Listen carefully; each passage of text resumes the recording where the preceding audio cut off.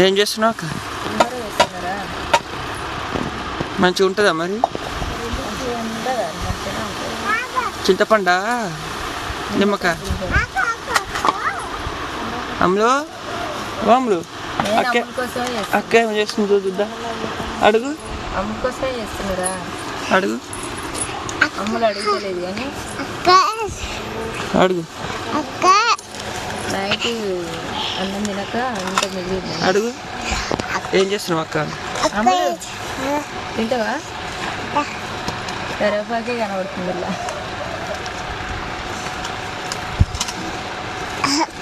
బాగుంటుంది లోన్ ఎక్కువైందా? ఏం కాదు. కదలేక అమ్ములు కెమెరా